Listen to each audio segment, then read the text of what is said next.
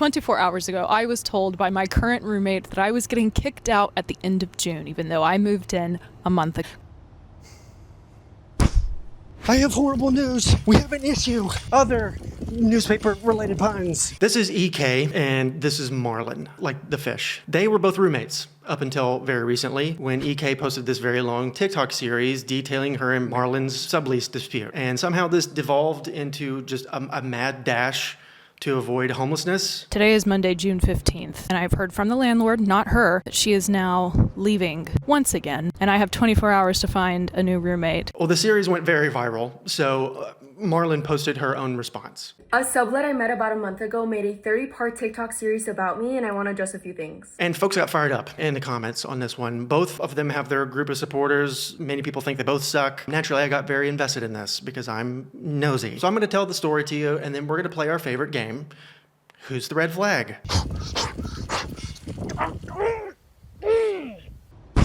Oh, God. Charlie horse. Oh. Did somebody drink too many soda pops today? Shut up. No. Yes. No. Yeah, no. Shut up. So last year, EK was in a rough spot. She was in an abusive relationship. She didn't like her job, and EK was about to turn 30. So she was tired of all of this. So she moved to New York City to achieve her dream of making money full-time as an artist. And the first most of the year did not go well for her. She went through 4 different subleased apartments before she finally landed on Marlyn's doorstep. At first it was great. She really liked her. They were getting along.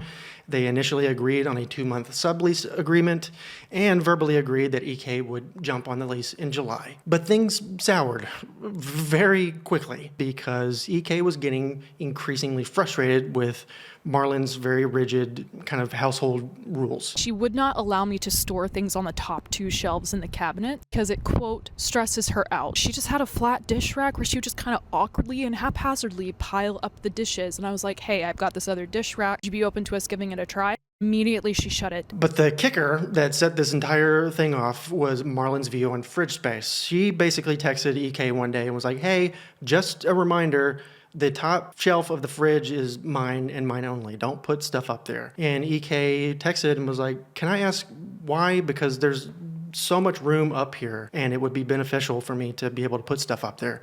And Marlyn said, because I said so. And EK didn't like that. So she sent Marlyn this text. I need to be honest with you that I'm becoming more frustrated with our communication. I've been fully cooperative with every request you've made since I've moved in, and I haven't felt like you've been open to compromise or considering trying something new, even if we decide to go back to how you usually like it. I deserve to take up space here too, but I feel like my preferences aren't even heard out. I don't like your dish rack and would rather use mine, but I've been fully willing to compromise out of respect for you. The LED lights in the living room are low voltage, so they don't eat into our power bill at all. It's like $5 to $10 a year. Even if it did take up more energy, I'm the name on the bill, so could easily charge you less if you're worried about that, because I personally like leaving them on. I know you've been used to living with the same person for a few years, and I fully respect that. I just would equally like to be considered because this is my home too. No, it's not. I want this to be a good and peaceful living situation for both of us and would love for us to be friends and hang out, but I also understand if you'd rather just coexist, we can work with that as well. No, you're way too close to being a couch surfer to be making up house rules. No.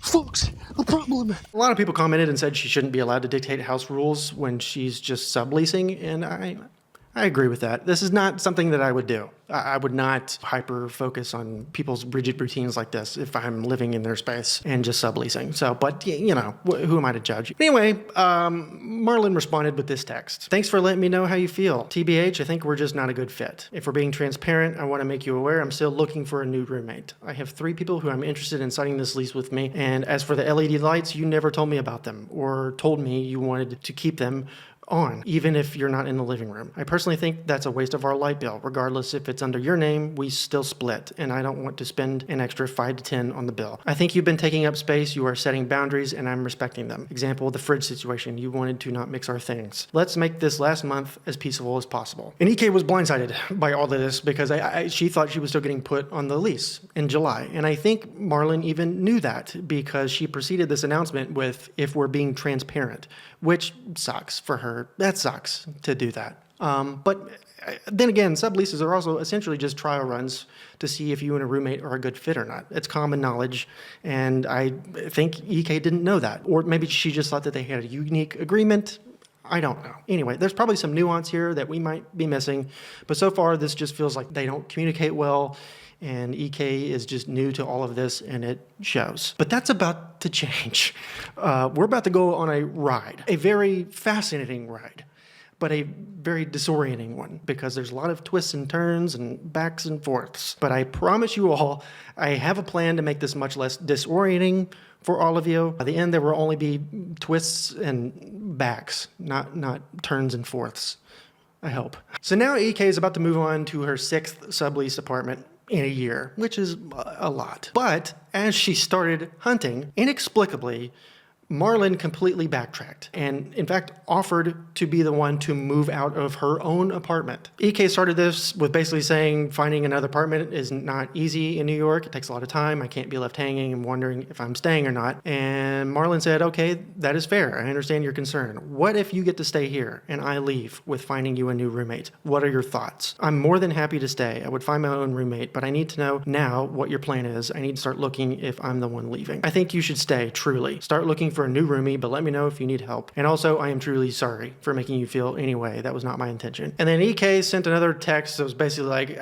I need confirmation that this is actually happening, that this is your real intention. Please confirm right now that this is what you want to do. And Marlyn said, yes, that's correct. I am confirming. Own apartment. EK started this with basically saying finding another apartment is not easy in New York. It takes a lot of time. I can't be left hanging and wondering if I'm staying or not. And Marlyn said, okay, that is fair. I understand your concern. What if you get to stay here and I leave with finding you a new roommate? What are your thoughts? I'm more than happy to stay. I would find my own roommate, but I need to know now what your plan is. I need to start looking if I'm the one leaving. I think you should stay, truly. Start looking for a new roomie, but let me know if you need help. And also, I am truly sorry for making you feel any way. That was not my intention. And then EK sent another text that was basically like, I need confirmation that this is actually happening, that this is your real intention. Please confirm right now that this is what you want to do. And Marlyn said, yes, that's correct. I am confirming. She's giving her home away to a stranger? Yes. Why? You started the morning saying that you were talking to 3 different people about signing the lease with you, and now you're the one moving out. That's karma, bitch. Karma? It's her choice. Have you guys considered relaxing? Or just... Now they started making preparations for Marlyn to move out, and EK would be the one to stay and take over the lease in July. So EK texted Marlyn and was basically like, hey, I will create the listing if you just send me all of the photos that you want to use for the listing. And this happened. Are you home? I think we should talk in person. No, I don't want to talk in person. I feel like there's so much I need to say and be vulnerable because texting is not helping me. There's literally nothing to talk about. I just need a few photos. No, there is. I do not want to speak in person. I'm not trying to argue in person or nothing. As a woman, I want to speak to you just in a vulnerable, honest space. I'm literally just asking for a few photos of your space so I can make a listing, and I'm asking why it has to be until Monday for you to send them. I said no. Okay, so do you have a problem with me? Is there a reason why you don't want to? I'm not comfortable talking in person. I'm only comfortable with text moving forward. Why are you not comfortable? Please send me the photos sooner than Monday. I want to make this listing by the weekend. And a lot of people took issue with this on EK's end, and normally I would agree that this is a weird thing to do. Maybe I'm just an introverted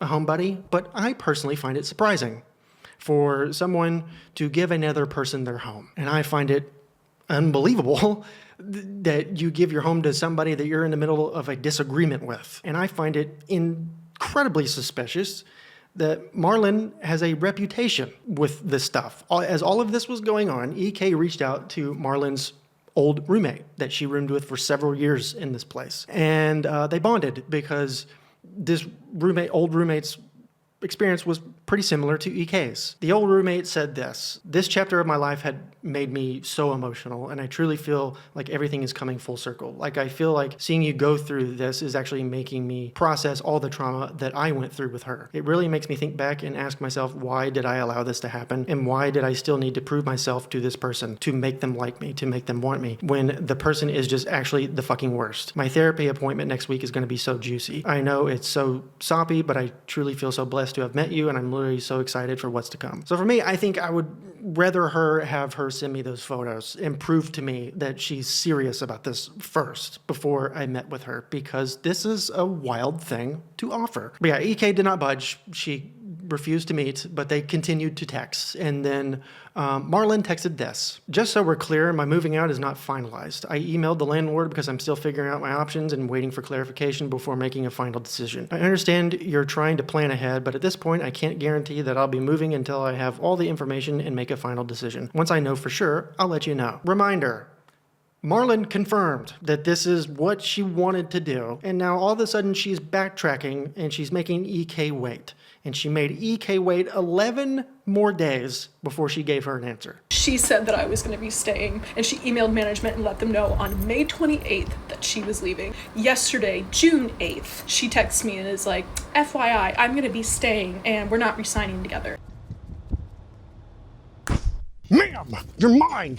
Make it up. This video is sponsored by Stasis. So I've been taking Adderall for about 3 years now, and it does its job during the day, but when it wears off and I am left to fend off my noggin all by myself, it is very, very tough. I frequently have that, that tired but wired feeling, and I'm ruminating in bed all night and tossing and turning and thinking about the day. It's a whole thing. But I recently started taking Stasis alongside my stimulant, and it's really been a game changer for me. They've got a nighttime capsule that helps me wind down and actually sleep. It's got ingredients like magnesium, astaxanthin, and L-theanine, and every batch is third-party tested for purity with full label transparency and no proprietary blends. And all of these ingredients and exact dosing are just right there on their website. Since I started taking this other night, I've been waking up feeling like an actual person again. I'm a fully sentient and alert person, which I'm not used to yet. And they've got a daytime capsule, which is also great. My focus level stays straight throughout the afternoon, minus that, jittery, over-caffeinated edge. The 3 p.m. crash that used to knock me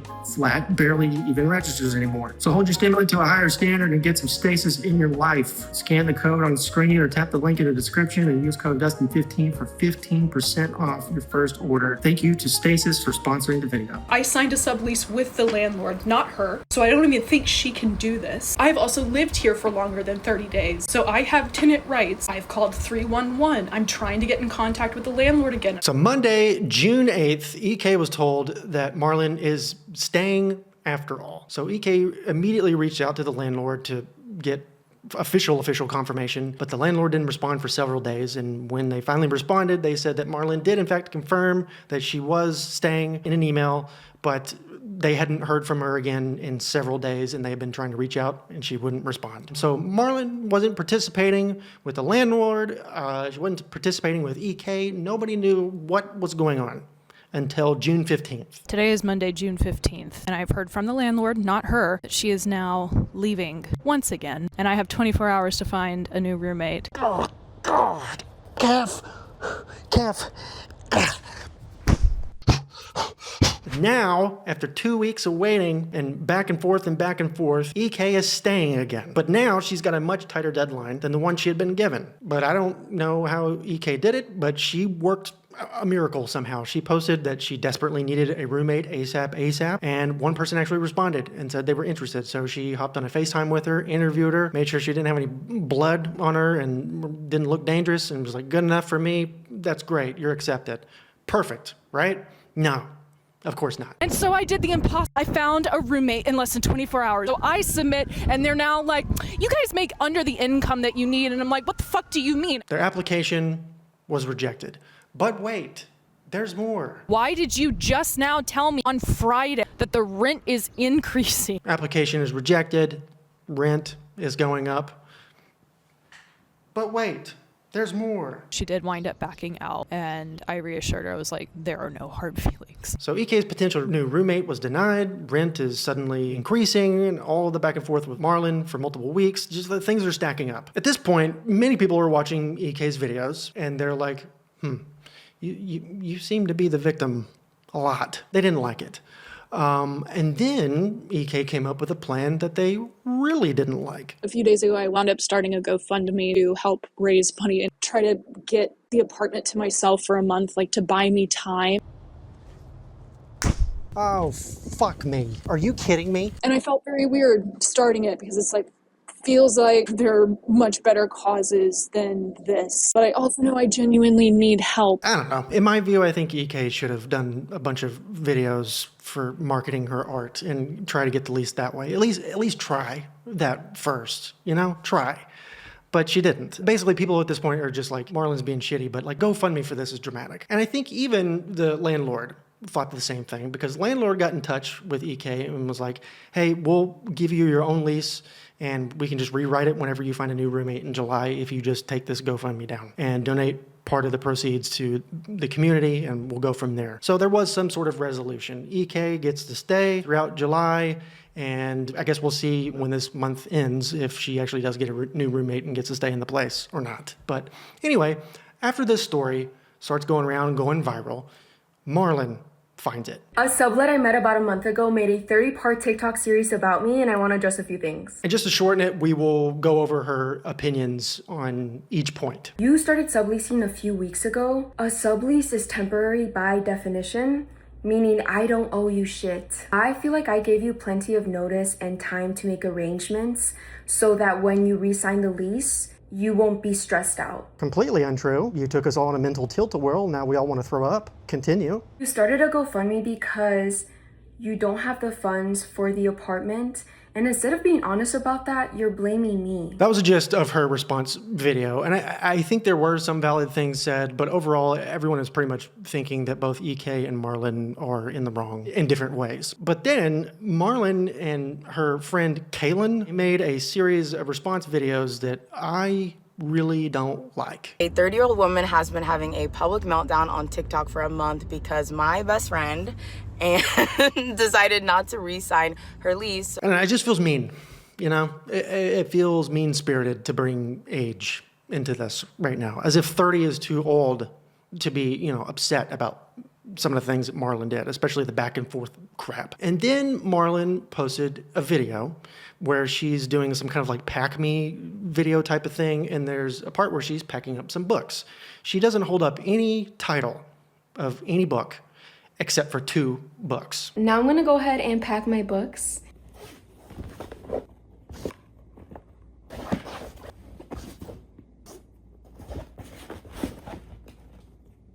And for those who might not be able to see it, the titles are White Fragility and Karma. You know what you're doing. And then one more video where she makes a little joke. Are you and your roommate fighting about a dish rack?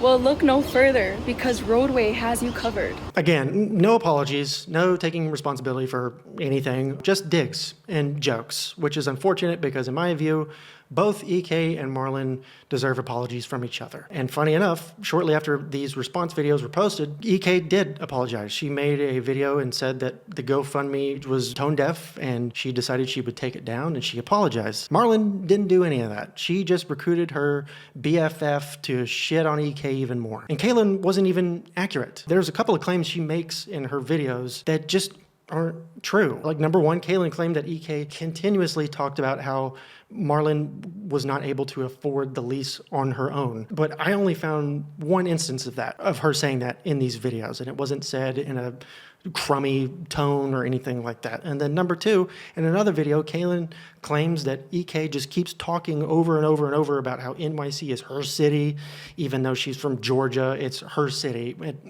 I didn't find that to be the case at all in her videos. In fact, the opposite, if anything, because multiple times throughout the video, she talked about her struggles as an NYC transplant and how she's still learning everything. So that was way more heavily talked about than the her city thing. I never even heard that. So my creative director, Lowen, he watched all of this with me, and he classified this as like mean girl energy. And I would agree. They're mean girls. They're choosing to be mean and feed into the viral attention of it all and make a joke out of it instead of actually analyzing their role and how their role played into where we are right now. But EK bears plenty of responsibility as well. I took some notes as I was watching this. Number 1, don't make this a 30-part TikTok series. She's not wrong enough for that. Number 2, wait until you're officially on the lease before you start trying to change house rules. Number 3, if you're gonna move to New York City, solely rely on art and not even try to temporarily find a steady income stream, don't start a GoFundMe. And number 4, tell us why you've gone through 5 subleases in the past year, because that answer could notably impact this verdict that I'm about to hand out, which is, you are both the red flags. Both of you. You're both wrong. You're messy and wrong. Does that say diary on the front of your notebook? Shut up. No. Yes, shut up. But I'm not an expert. I've been wrong before. There may be an angle that I'm missing. There might be a little detail that I didn't catch or something. I don't know. I'm just a human being with opinions. Tell me what you guys' opinions are. What do you guys think? I'd be curious to know. And now let's move on to the next topic. Should dads be allowed to take their little tiny daughters into public restrooms? Some dudes don't think you're allowed to do that, and they will call the police on you as your daughters wail in fear. Click the box in the top left-hand corner, and I will see you over there. That's my time. Toodles.